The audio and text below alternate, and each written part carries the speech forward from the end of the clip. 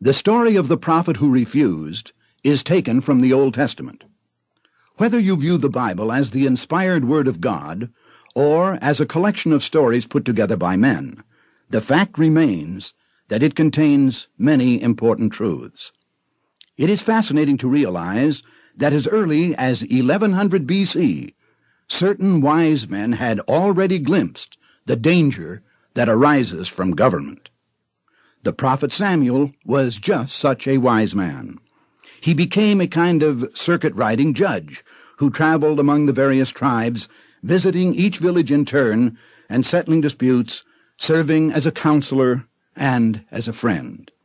If one may take the account in the book of Samuel literally, it appears that in those early days the Israelites did not have a government as we normally think of government. Rather, the Israelites had accepted a theology which required honesty and fair dealing each with the other. And learned men, like Samuel, provided a focal point so that no government was needed. Samuel earned no salary through taxation, for there was no taxation. The Scriptures say, and I quote, "Samuel judged Israel all the days of his life, and he went from year to year in circuit, from Bethel, Gilgal, and Mizpah, and judged Israel in all those places," unquote. Apparently, he was an honored guest, and he subsisted on the generosity and hospitality of those who benefited by his presence among them.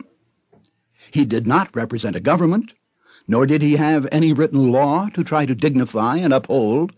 Rather, he was able to use his reason and to reach conclusions based on common sense and an innate sense of what is useful and right, as opposed to what is not useful and is clearly wrong.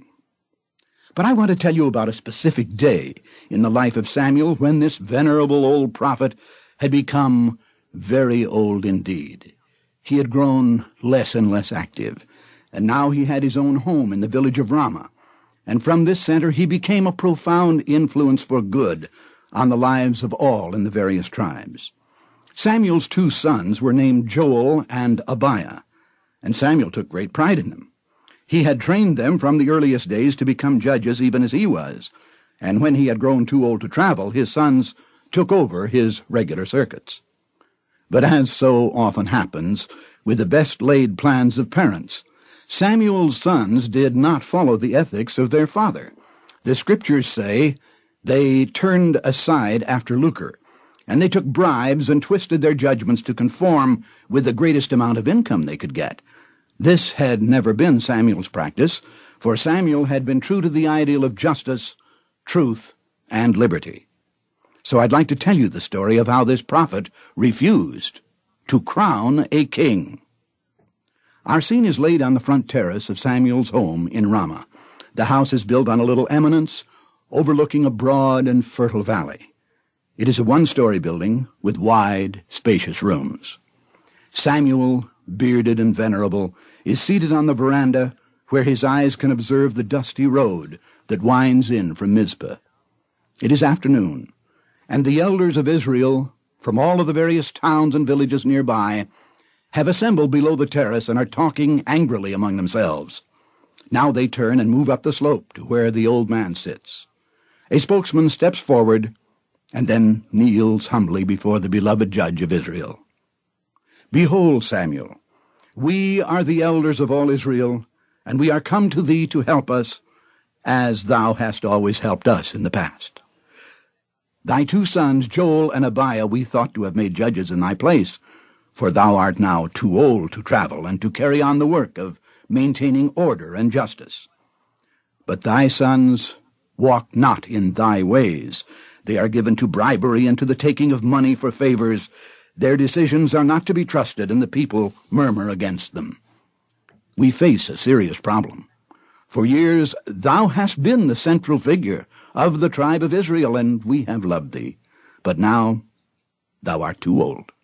Thy sons cannot be trusted, and we must have a king. So we must have a political solution. If we have a king, he can rule over us and judge us. And mark you, Samuel, we could crown such a king ourselves. But the people revere thee, and look to thee for decisions of this kind. Therefore we wish thee to select our king. If the decision comes from thee, the people will accept it." The venerable old man sat very still, and his eyes were as though a mist was before them. The Scriptures say he prayed silently for some time, while the elder stood by uneasily, awaiting his decision. Presently he looked upon them, then taking his staff, he came slowly to his feet. "Hearken unto me, ye elders of Israel. This thing ye have asked is displeasing. Politics is an abomination. Ye have asked that I select and anoint a king to rule over you. Yet ye should have known that ye are more blessed now than with a king, for now ye are free. Do ye not see that if you have a king, thy freedom will vanish, for ye will no longer be able to do the things which now you do? You will be governed, controlled, taxed, almost without measure. For whatever king you have, he will take thy sons and appoint them for himself, for his chariots, and for his horsemen and for his foot soldiers. He will build himself an army composed of thy sons, and he will cause them to listen for rumors of war, and he will make them into his instruments of war. And he will take thy daughters and use them as confectioners and cooks and bakers. He will tax thee by taking certain of thy fields and vineyards, even the best of them. These he will give to his servants, and he will tax thee 1/10 of thy seed and 1/10 of thy vineyards, for his armies will have to be paid, and his conquests ye will pay for. He will take thy manservants and thy maidservants, the very best of thy men, and they shall all do his work. He will tax thee 1/10 of thy sheep, and instead of being free, as ye now are, ye shall all have become servants of the state.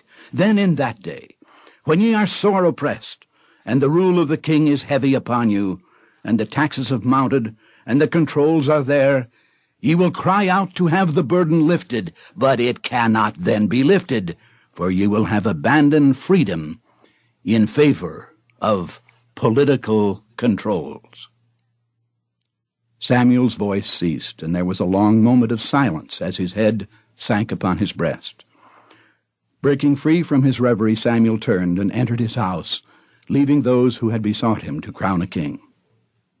The story in the Scriptures does not stop there. It goes on to tell how time and again the elders sought him out and brought pressure to bear against him.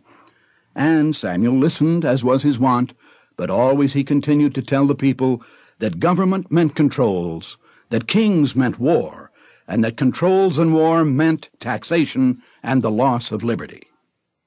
Approximately 3,000 years have passed since Samuel made these observations, yet nothing has happened in all that time to cause anyone to doubt the wisdom of what he said. Unfortunately, in the end, Samuel yielded and followed the urgings of the kingmakers of his time, and thus he gave his consent to the very process he knew was wrong. He anointed a king. And the predicted results followed in quick succession.